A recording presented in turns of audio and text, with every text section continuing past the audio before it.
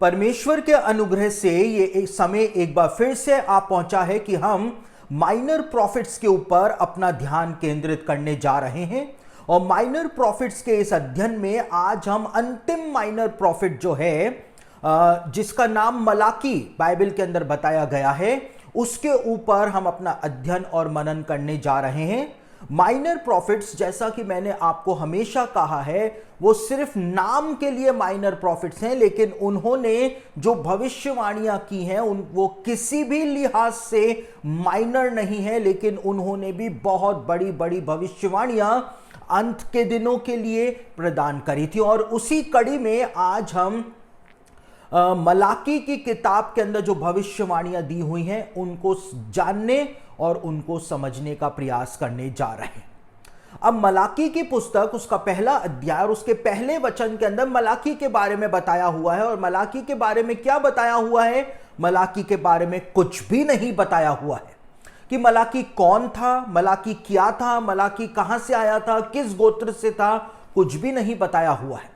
क्या लिखा हुआ है पहले अध्याय के पहले वचन में? यहां पे लिखा है, मलाकी के द्वारा इज़राइल के विषय में कहा हुआ यहोवा का भारी वचन। बस। अब किसका पोता था, किसका परपोता था, या कौन से गोत्र का था, कहां पर रहता था, कुछ भी मलाकी के बारे में नहीं बताया गया है। सिर्फ हमको इतना पता है कि 396 बीसी जो है उसके आसपास मलाकी ने भविष्यवाणियां करनी शुरू करी थी, 396 बीसी के आसपास।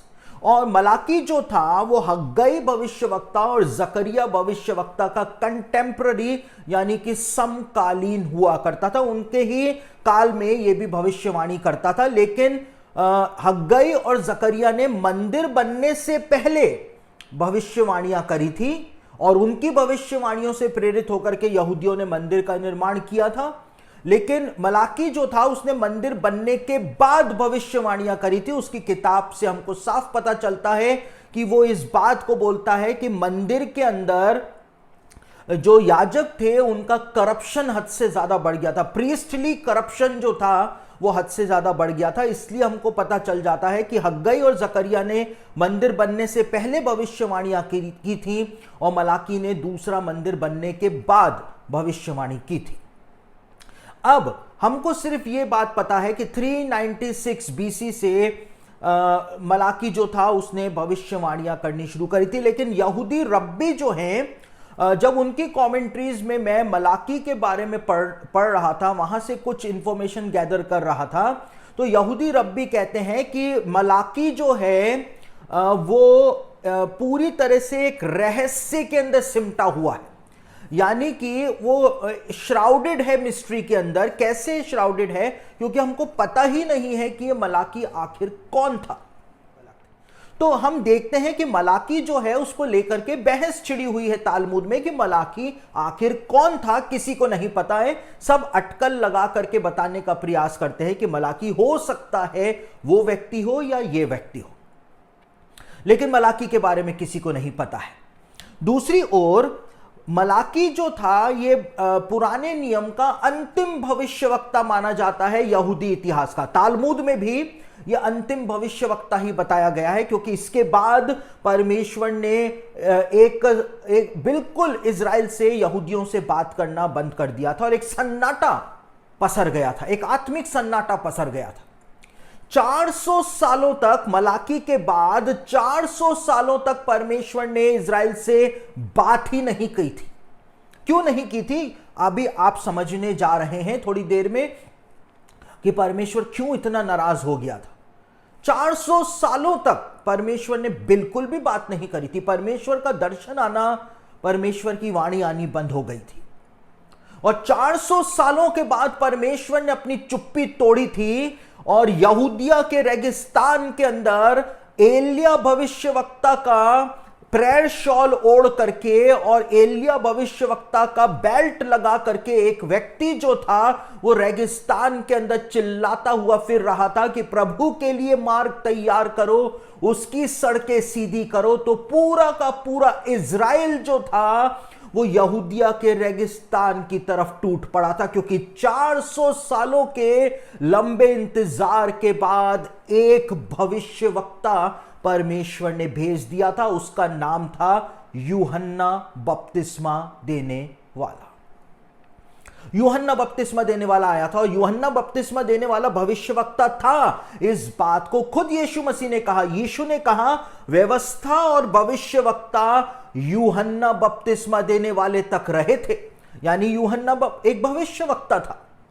तो परमेश्वर ने 400 सालों की चुप्पी तोड़ी थी, और उससे पहले परमेश्वर 400 सालों तक बिल्कुल खामोश बैठा हुआ था, क्योंकि इन 400 सालों में यहूदियों के अंदर इतना करप्शन आ गया था आत्मिक रूप से।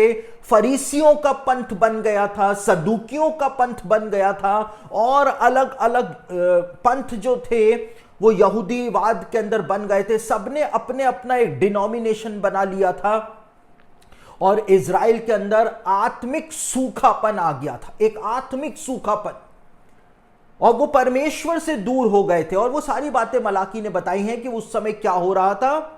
और देखिए, भविष्यवक्ता की किताब में जब भविष्यवक्ता अपने वर्तमान समय की परिस्थितियों के बारे में बताता है, इसका मतलब है कि वो एंड टाइम्स की तस्वीर भी प्रकट कर रहा है अपने जमाने की तस्वीर से, कि जो उसके जमाने में हो रहा था वही अंत के दिनों में भी होगा। तो जब मलाकी कहता है कि एक आत्मिक सूखापन आ गया था उसके जमाने के लोगों में, तो यानी अंत के दिनों में भी वैसा का वैसा होना शुरू हो जाएगा। तो मलाकी की किताब को जब आप पढ़ेंगे तो आपको समझ में आएगा कि 400 सालों तक परमेश्वर क्यों खामोश हो गया था। और बाइबल के जो प्रोफेसी स्कॉलर्स हैं वो इस बात को कहते हैं कि परमेश्वर 400 सालों तक खामोश हो गया था। और मलाकी की पुस्तक में भी जब डिवीजन किया गया तो 4 ही अध्याय बनाए गए। तो क्या पवित्र आत्मा ने जो डिवीजन कराया मलाकी की किताब का चैप्टर वाइज, तो क्या पवित्र आत्मा इसी बात को दर्शा रहा था कि मलाकी के जो 4 अध्याय हैं वो 400 सालों की उस खामोशी को दर्शाते हैं। तो बाइबल के स्कॉलर्स इस बात के ऊपर एक हमारा ध्यान जो है वो लेकर के जाते हैं कि ये कोइंसिडेंस नहीं हो सकता है, क्योंकि बाइबल में जो कुछ भी हुआ है वो पवित्र आत्मा की मर्जी से ही हुआ है और लिखा गया है। तो जब हम आगे बढ़ते हैं तो हम इस बात को देखते हैं कि इज़राइल के अंदर एक आत्मिक सूखापन, एक आत्मिक अकाल जो था वो पड़ गया था।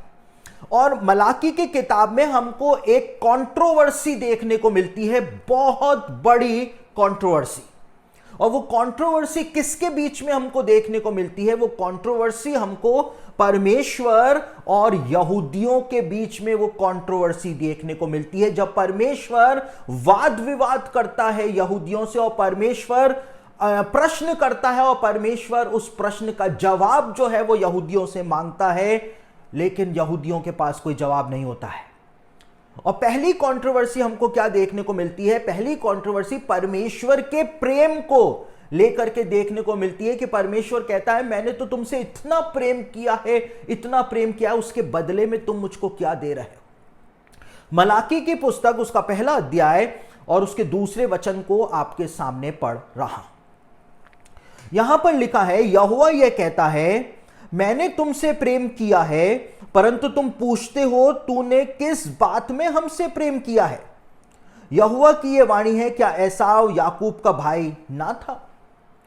परमेश्वर कहता है कि मैंने तो तुमसे प्रेम किया है, लेकिन तुम मुझसे पूछते हो, मुझसे कहते हो कि तूने किस बात में हमसे प्रेम किया है। तू अगर हमसे प्रेम करता तो तू हमको कभी बेबीलोन की गुलामी में नहीं भेजता, लेकिन वहां पर तूने हमको भेज दिया, हमारी सारी संपत्ति को लुटवा दिया, हमारे घरों को जलवा दिया, और अब तू हमसे बोल रहा है कि तू हमसे प्रेम करता है। तो मलाकी के जमाने के जो यहूदी लोग थे वो बोल रहे थे कि परमेश्वर हमसे प्रेम नहीं करता और हमको परमेश्वर की प्रजा भी नहीं कहलाना है। अगर ये परमेश्वर का प्रेम है तो फिर हम परमेश्वर के बच्चे नहीं हैं, हमको नहीं बनना है उसके बच्चे। ये उस जमाने के लोग बोल रहे थे। अब जो भविष्यवक्ता के जमाने की परिस्थितियां हुआ करती थी, और भविष्यवक्ता यदि उस परिस्थिति को बताता था अपनी किताब में, यानी कि वो उस परिस्थिति के को रख करके भविष्यवाणी कर रहा है कि फ्यूचर में क्या होगा। और हम क्या देखते हैं, ये भविष्यवाणी कंटिन्यूसली पूरी हो रही है, आज हमारे समय में भी पूरी हो रही है। जब दूसरा विश्व युद्ध चल रहा था और हिटलर और नाजी पार्टी के लोग यहूदियों के ऊपर भयानक अत्याचार कर रहे थे, तो उस समय यहूदी लोगों का एक ऑफिशियल स्टेटमेंट बन गया था, यहूदी लोगों का ऑफिशियल स्टेटमेंट बन गया था कि अगर हम परमेश्वर के चुने हुए हैं तो फिर हमको परमेश्वर के चुने हुए बच्चे नहीं बनना है, हमको परमेश्वर का प्रेम लेना ही नहीं। ये परमेश्वर का प्रेम है, ये अत्याचार अगर परमेश्वर का प्रेम है तो हमको ये प्रेम नहीं चाहिए। ये ऑफिशियल स्टेटमेंट था यहूदियों का। और आज भी आप इजराइल जाएं तो यहूदी यही बोलते हैं। कई सारे यहूदियों को जब मैंने बोला कि you are the chosen one, तो वो कहते हैं आई डोंट थिंक सो, मैं ऐसा नहीं सोचता हूं, मैं नहीं सोचता हूं कि मैं चुना हुआ हूं। अगर आप उनको बोलें कि एक यहूदी जब मुझको अजमेर में मिला, मैंने उसको बोला कि oh you are coming from the holy land, तो वो कहता है what holy land, I don't think so. मतलब वो पवित्र भूमि को पवित्र भूमि मानने को तैयार नहीं है, वो खुद को चुनी हुई प्रजा मानने को तैयार नहीं है। यानी मलाकी के जमाने में जो हो रहा था वो कंटिन्यूसली हो रहा है, एंड टाइम्स में भी हो रहा है। थोड़ा सा अत्याचार हुआ नहीं, थोड़ी सी परेशानी आई नहीं कि परमेश्वर का इनकार करना शुरू कर देते हैं। और देखिए रोमियो की पत्री 11 अध्याय में क्या बताया है पौलुस ने कि परमेश्वर ने अन्य जातियों को लिया, हम मसीही लोगों को लिया और उनको इजराइल के अंदर साट दिया। तो जब परमेश्वर ने हमें इजराइल के अंदर साट दिया, ग्राफ्ट कर दिया, तो अब हम भी इजराइल हो गए। तो वो सारा कुड़कुड़, सारी बुड़बुड़ाहट, सारा कुड़कुड़ाना जो इजराइल के अंदर था वो हमारे अंदर भी आ गया, क्योंकि हम उसमें जुड़ गए। अब नेचर तो सेम होगा ना। देखिए एक बड़े मजे की बात बताता हूं आपको। कितने ही अच्छे अच्छे धर्मी मसीही जो हैं, धर्मी कह रहा हूं मैं, अच्छे अच्छे आत्मिक मसीही लोग जो हैं, जब हमारे साथ इजराइल जाते हैं तो वो इतना हालेलुया प्रेज द लॉर्ड करते हैं, प्रभु का धन्यवाद करते हैं। फिर वो लैंड होते हैं जॉर्डन देश के अंदर, वहां पर भी वो बहुत प्रभु का धन्यवाद करते हैं कि पवित्र भूमि आ गए हैं, ये वो सब कुछ। जैसे ही वो इजराइल के अंदर कदम रखते हैं, उसके बाद सुनिए कि वो क्या बुड़बुड़ाना शुरू करते हैं। बुड़बुड़ बुड़बुड़ कुड़कुड़ कुड़कुड़ बुड़बुड़ बुड़बुड़ कुड़कुड़ कुड़कुड़ करना शुरू करते हैं, जैसे इजरायली करते थे। उनको इजराइल के अंदर इंडियन खाना चाहिए, वो हो नहीं सकता है तो वो कुड़कुड़ करते हैं, जबकि उनको पता है ये हो ही गई नहीं। इजराइल में इंडियन खाना आपको कहां से मिलेगा। और हर बात के लिए कुड़कुड़ करना, हर बात के लिए कुड़कुड़ करना, हर बात के लिए। घर के अंदर तो वो शौचालय जाते हैं, टॉयलेट जाते हैं तो घर से 2 किलोमीटर दूर जाते होंगे टॉयलेट करने, लेकिन जो टॉयलेट 5 स्टार होटल का टॉयलेट जो होता है या 7 स्टार होटल का टॉयलेट जो होता है वो उनको पसंद नहीं आता है। अब आप सोचिए, इतने आत्मिक हैं, धर्मी है, मैं धर्मी शब्द का इस्तेमाल कर रहा हूं, धर्मी है, आत्मिक है, सुपर स्पिरिचुअल नहीं बोल रहा हूं मैं कह रहा हूं आत्मिक यानी जेन्युइन है। लेकिन जैसे ही इजराइल की जमीन के ऊपर पैर रखते हैं तो वो कुड़कुड़ कुड़कुड़ कुड़कुड़ पूरे 10 दिनों तक कुड़कुड़ करते रहते हैं। और जैसे ही इजराइल से मिस्र के अंदर कदम रखते हैं, उनका कुड़कुड़ाना बुड़बुड़ाना खत्म हो जाता है। वापस से पास्टर साहब की इज्जत करनी शुरू कर देते हैं। पास्टर साहब आप तो प्रभु के जन हो, ये हो वो हो, सब कुछ हो, हमारे माई बाप भी आप ही हो। लेकिन जैसे ही इजराइल में उनके कदम पड़ते हैं, उनके अंदर वही सारी आदतें आ जाती हैं जो कि यहूदियों की, इजराइलियों की आदतें, कुड़कुड़ करना। ये धन्यवाद नहीं दे रहे हैं कि जिंदगी के अंदर हमको मौका मिल गया कि हम आ गए। चाहे कितना ही पैसा लोगों के पास हो, लेकिन उनको मौका नहीं मिल पाता है पवित्र भूमि आने का। लेकिन आप आ गए हैं, वहां पे खड़े हुए हैं, और एक ऐसे व्यक्ति के साथ आप इजराइल घूमने के लिए आए हैं जो आपको पिन की नोक से लेकर के आसमान के तारे भी वहां पर दिखा देगा कि आप जिस जगह पर खड़े हुए हैं वो जगह आखिर क्या है, यहां पर क्या हुआ था। आप इस जगह पर बाइबल के अंदर खड़े हुए हैं, लेकिन फिर भी वो कुड़कुड़ करते हैं। अब उनको 7 स्टार होटल का कमरा अगर पसंद नहीं आए तो आप सोच सकते हैं कि वास्तव में वहां पर कुछ ऐसा है कि वो कुड़कुड़ करने और बुड़बुड़ करने का जो नेचर है उनके अंदर चढ़ जाता है। तो यहां पर यहूदी लोग जो है वो आज भी ऐसा ही कर रहे हैं जैसा मलाकी के जमाने में कर रहे थे, और क्योंकि हम मसीही लोग भी उनके साथ जुड़ गए हैं तो हम भी ऐसा ही कर रहे हैं। क्योंकि हम भी आत्मिक इजराइल हैं तो हम भी वैसा ही कर रहे हैं। हमारे ऊपर कोई परेशानी तो आने दो, परमेश्वर से हम कितना प्रेम करते हैं उस समय पता चल जाता है। कुछ गलत हमारे साथ हो जाने दो, फिर देखो क्या होता है। क्या परमेश्वर की पहचान सिर्फ अच्छी चीजों के अंदर ही हो सकती है क्या? शद्रक, मेशक और अबेदनगो ने क्या कहा? शद्रक, मेशक और अबेदनगो ने कहा कि हमारा परमेश्वर इस आग के भट्टे से बचाने की सामर्थ रखता है, वो हमको बचा सकता है इजीली। लेकिन अगर वो नहीं भी बचाता है तो भी कोई प्रॉब्लम नहीं है, कोई टेंशन नहीं है। इससे परमेश्वर का सामर्थ तो कम होगा ही नहीं। परमेश्वर इन चीजों से तोला नहीं जाता है। इससे परमेश्वर का सामर्थ कम थोड़ी ना हो जाएगा अगर उसने नहीं भी बचाया। तो अगर वो बचा लेता है तो भी वो परमेश्वर है, नहीं बचाता है तो भी वो परमेश्वर है, सबसे ऊपर है। लेकिन मलाकी के जमाने के लोग क्या कुड़कुड़ कर रहे थे परमेश्वर के ऊपर, और वो इस बात को बोल रहे थे कि परमेश्वर हमसे प्रेम नहीं करता है। परमेश्वर कहता है मैं तो तुमसे प्रेम करता हूं, तुम्हारी ही भलाई के लिए तो भेजा था और तुमको लेकर के भी आया हूं, ऐसा भी नहीं। लेकिन वो मानने को तैयार नहीं थे। तो परमेश्वर के प्रेम को लेकर के कंट्रोवर्सी हो रही थी यहूदियों में, वो आज भी हो रही है और वो चर्च में भी हो रही है। उसके बाद जो याजक लोग जो थे, जो प्रीस्टहुड था, उसके पाप हद से ज्यादा बढ़ गए थे। याजकों के पाप बढ़ गए थे, करप्ट हो गए थे याजक जो थे उस जमाने के। और इसके बारे में मलाकी उसका पहला अध्याय और उस 6 से लेकर 8 आपके सामने पढ़ रहा हूं। पुत्र पिता का और दास स्वामी का आदर करता है।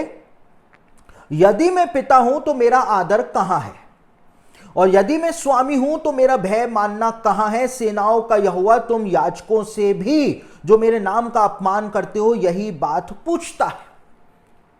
देखिए, परमेश्वर का भय, परमेश्वर कह रहा है कि तुम्हारे अंदर तो मेरा भय है ही नहीं। पुत्र के अंदर पिता का भय होता है, दास के अंदर स्वामी का भय होता है, लेकिन मेरा तो तुम डर ही नहीं मानते हो। और याजकों से कहता है परमेश्वर कि तुम तो मेरा अपमान कर रहे हो। आगे लिखा है, परंतु तुम पूछते हो हमने किस बात में तेरा अपमान किया। एक तो अपमान भी करते हैं, फिर कहते हैं हमने तो अपमान किया ही नहीं, तू बता किस बात में किया। तुम मेरी वेदी पर अशुद्ध भोजन चढ़ाते हो तो भी तुम पूछते हो हम किस बात में तुझे अशुद्ध ठहराते हैं। इस बात में भी कि तुम कहते हो यहोवा की मेज तुच्छ है। जब तुम अंधे पशु को बलि करने के लिए समीप ले आते हो तो क्या यह बुरा नहीं? जब तुम लंगड़े या रोगी पशु को ले आते हो तो क्या यह बुरा नहीं? अपने हाकिम के पास ऐसी भेंट ले जाओ, क्या वह तुमसे प्रसन्न होगा या तुम पर अनुग्रह करेगा? सेनाओं के यहोवा का यही वचन है। यहां पर हमको क्या दिखाई दे रहा है कि जो प्रीस्टहुड था वो करप्ट हो गया था, और जब प्रीस्टहुड ही करप्ट हो जाएगा तो लोगों का करप्ट होना तो पूरी तरह से मुमकिन है। लोग तो करप्ट होंगे ही होंगे। देखिए, मैं एक बात को देखता हूं, अक्सर इस बात को देखता हूं कि ये कंट्रोवर्शियल स्टेटमेंट दे रहा हूं, फिर भी दे रहा हूं। कलीसिया का जो पास्टर होता है, कलीसिया के पास्टर का जो नेचर होता है, वही नेचर उसकी मंडली के सदस्यों का होता है। यह बात मैंने अपनी सेवकाई के अंदर बहुत बार अनुभव करी है। जो कलीसिया के पास्टर का नेचर होता है वैसा ही नेचर उसके चर्च के लोगों का हो जाता है। अगर कलीसिया का पास्टर बहुत ज्यादा दूसरों की बुराइयां करने वाला है तो उसके कलीसिया के सदस्य भी वैसे ही हो जाते हैं, वैसे ही हो जाते हैं। जलन रखने वाला है तो उसकी कलीसिया के सदस्य वैसे ही हो जाते। तो यहां पर याजक लोग जो थे वो परमेश्वर का अपमान कर रहे थे, भ्रष्टाचार फैला रहे थे, परमेश्वर का डर उनमें नहीं था। तो सारे यहूदी लोग जो थे वो वैसे के वैसे हो गए थे, सारे यहूदी लोग। और कल जब हम नीति वचन का अध्ययन कर रहे थे तो मैंने एक बात आपको बताई थी। बाइबल में लिखा है, नीति वचन के 10वें अध्याय में लिखा है कि यहोवा का भय मानने से आयु बढ़ती है, लेकिन दुष्टों का जो आयु है वो छोटी ही होती है, लिखा है 10वें अध्याय में। और मैंने आपको तालमूद का उदाहरण बताया था कि तालमूद इस बात को बताती है कि जब सुलेमान का मंदिर बना हुआ था तो 410 सालों तक सुलेमान का मंदिर बना हुआ था, और 410 सालों में सिर्फ 18 महायाजक जो थे उन्होंने सुलेमान के मंदिर के अंदर परमेश्वर की सेवा की थी, सिर्फ 18 याजकों ने, यानी उनकी आयु लंबी हुआ करती थी, इसलिए सिर्फ 18 ही महायाजक चुने गए थे। लेकिन जो दूसरा मंदिर जरुब्बाबेल ने बनाया था और उसके बाद हेरोदेस राजा ने उस मंदिर का विस्तार करवाया था, वो दूसरा मंदिर जो था, तालमूद बताती है वो 420 साल तक बना हुआ था, यानी कि सुलेमान के मंदिर से 10 साल ज्यादा तक वो मंदिर बना हुआ था। लेकिन जहां पहले मंदिर में, सुलेमान के मंदिर में 410 सालों में सिर्फ 18 महायाजक बनाए गए थे, इधर दूसरे मंदिर में 420 साल में 300 महायाजक चुने गए थे, 300 महायाजक।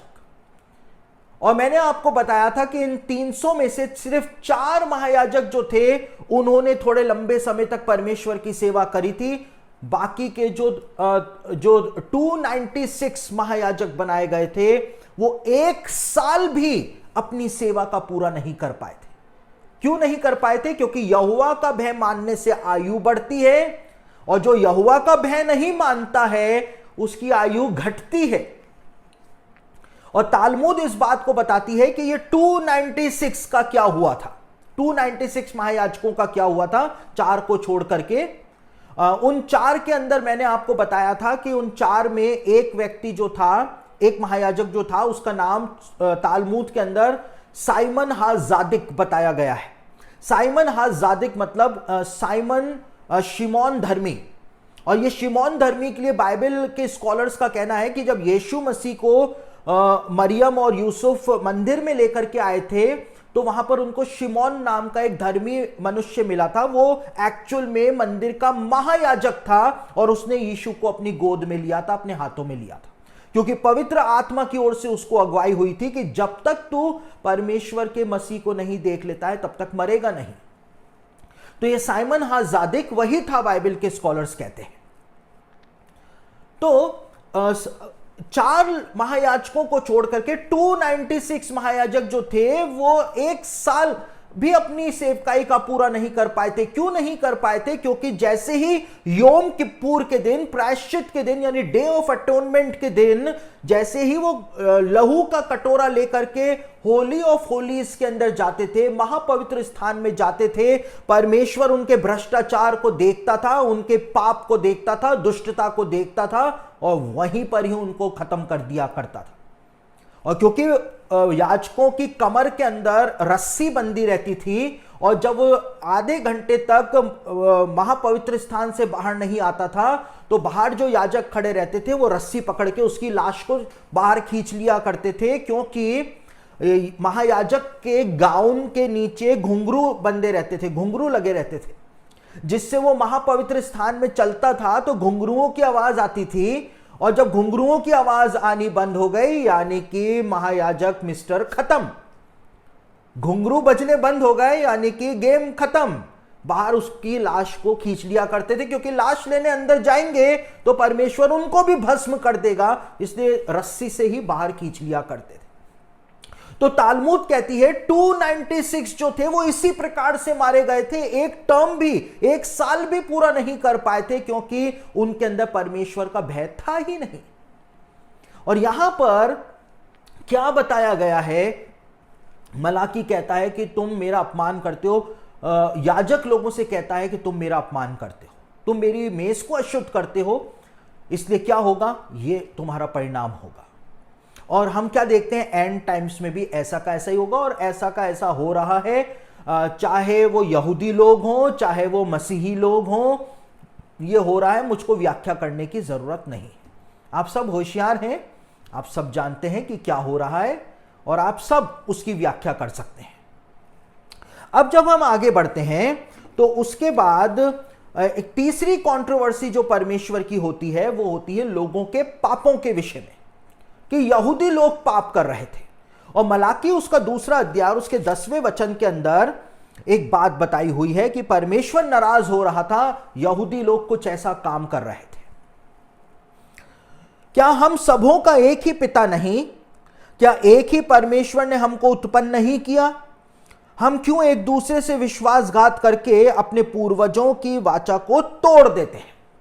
परमेश्वर कह रहा है कि तुम मेरी प्रजा के लोग, तुम विश्वासघात कर रहे हो, तुम वाचा को तोड़ रहे हो, विश्वासघात भी कर रहे हो और वाचा को भी तोड़ रहे हो। अब कैसा विश्वासघात कर रहे हैं और कौन सी वाचा को ये यहूदी लोग मलाकी के जमाने में तोड़ रहे हैं? 14 से लेकर 16 वचन आपके सामने दूसरे अध्याय का पढ़ रहा हूं। इसलिए क्योंकि यहोवा तेरे और तेरी उस जवानी की संगनी और ब्याई हुई स्त्री के बीच साक्षी हुआ था, जिससे तूने विश्वासघात किया है। तो विश्वासघात क्या हो रहा है? विश्वासघात हो रहा है अपनी पत्नी के साथ, यानी कि एक्स्ट्रा मैरिटल अफेयर्स भी तुम कर रहे हो या फिर इसको डाइवोर्स देके दूसरी से शादी कर रहे हो। ठीक है, परमेश्वर कह रहा है तुम विश्वासघात कर रहे हो क्योंकि अब तुमको यह पसंद नहीं आ रही है, तुमको नई पसंद आ रही है। अब उस नई से शादी कर रहे हो, फिर उसको डाइवोर्स दे रहे हो क्योंकि तुमको तीसरी पसंद आ रही है। तो तुम ये काम, तुम विश्वासघात कर रहे हो। उसके बाद क्या उसने एक ही को नहीं बनाया जबकि और आत्माएं उसके पास थीं? और एक ही को क्यों बनाया? इसलिए कि वह परमेश्वर के योग्य संतान चाहता है। इसलिए तुम अपनी आत्मा के विषय चौकस रहो और तुम में से कोई अपनी जवानी की स्त्री से विश्वासघात ना करे, क्योंकि इज़राइल का परमेश्वर यहोवा यह कहता है, मैं स्त्री त्याग से यानी डिवोर्स से घृणा करता हूं और उससे भी जो अपने वस्त्र को उपद्रव से ढांपता है। इसलिए तुम अपनी आत्मा के विषय में चौकस रहो, विश्वासघात मत करो। यहोवा, सेनाओं के यहोवा का यही वचन है। परमेश्वर कहता है कि तुमने विश्वासघात किया है और वाचा को तोड़ा है, यानी विश्वासघात तुमने अपनी पत्नियों का किया है और साथ ही साथ तुमने वो शादी की जो वाचा थी, मैरिज कवनेंट जो थी, उसको तुमने तोड़ा है। यानी कि यहूदी परिवार जो थे वो टूट रहे थे मलाकी के समय में, और डाइवोर्स रेट जो है वो बढ़ती चली जा रही थी और रीमैरिज की रेट जो थी वो भी बढ़ती चली जा रही थी। तो परमेश्वर को हस्तक्षेप करना पड़ गया। परमेश्वर ने कहा ऐसा मत करो क्योंकि मैं इस काम से नफरत करता हूं, परमेश्वर ने कहा। अब ये मलाकी के जमाने की परिस्थिति थी। मलाकी ने जब इसको बताया है, यानी कि वो अंत के दिनों के बारे में भविष्यवाणी दे रहा था उस परिस्थिति के द्वारा कि अंत के दिनों में भी ऐसा ही होगा। क्या होगा?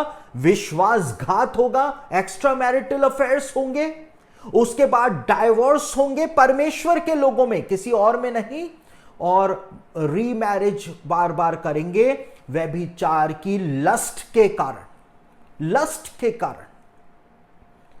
तो ये कौन लोग करेंगे? परमेश्वर के चुने हुए लोग, परमेश्वर की प्रजा। और परमेश्वर की प्रजा में यहूदी लोग भी आते हैं और मसीही लोग भी आते हैं। और ये आज हो रहा है। हमारी कलीसियाओं में डाइवोर्स रेट बढ़ती चली जा रही है। अब उसमें चाहे पुरुषों की गलती हो, चाहे उसमें स्त्रियों की गलती हो, लेकिन बढ़ती चली जा रही है, बढ़ती चली जा रही है। और रीमैरिज भी हो रही है, परिवार टूट रहे हैं, बिखर रहे हैं। देखिए, जरूरी नहीं है, मेरी बात बहुत ध्यान से सुने, जिन विचारों को नींद आ गई वो भी सुन लें। जरूरी नहीं है कि सिर्फ डाइवोर्स के कारण ही, तलाक के कारण ही परिवार टूटे, जरूरी नहीं है। मेंटल डाइवोर्स के कारण भी आज परिवार टूटे हुए हैं। कैसे? पति पत्नी साथ रहते हैं बच्चों के कारण, लेकिन उनके बीच में कोई प्रेम नहीं है, उनके बीच में कोई संबंध नहीं है। वो रह रहे हैं बस एक छत के नीचे, उनका मानसिक तलाक तो कब से हो चुका, कितने साल हो गए, मानसिक तलाक हो चुका है।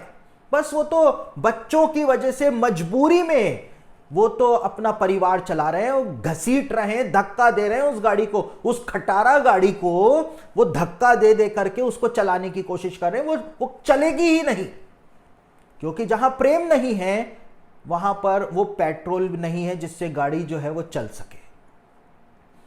तो जरूरी नहीं है कि डाइवोर्स के कारण ही, लेकिन मेंटल डाइवोर्स के कारण भी आज परिवार टूटे पड़े हैं। जो मलाकी के जमाने की परिस्थितियां थी वो परिस्थितियां लौट आई हैं। डाइवोर्स रेट बढ़ती चली जा रही है, ना केवल मसीहत में, दुनिया की हर समाज के अंदर डाइवोर्स रेट बढ़ती चली जा रही है। और देखिए, एक रोमन इतिहासकार था, जब यीशु मसीह का जन्म हुआ था उस जमाने में रोमन संसार के परिस्थिति के बारे में उसने लिखा था। अभी तो हमने यहूदी समाज के बारे में देखा है, लेकिन एक रोमन इतिहासकार ने रोमन संसार के अंदर क्या हो रहा था जिस समय यीशु मसीह का जन्म हुआ था, वो बताता है कि रोमन संसार में उस जमाने में लोग शादी इसलिए करते थे ताकि डाइवोर्स दे सकें, और डाइवोर्स इसलिए लेते थे ताकि वापस से शादी कर सकें।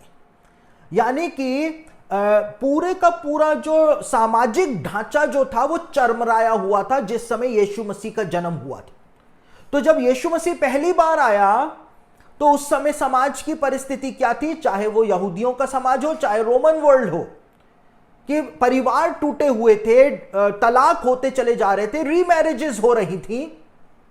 देखिए, रीमैरिज अगर होती है तो वो गलत नहीं है, ठीक है ना, लेकिन आपका इंटेंशन क्या है, वो इंटेंशन को लेकर के मैं यहां पर बात कर रहा हूं।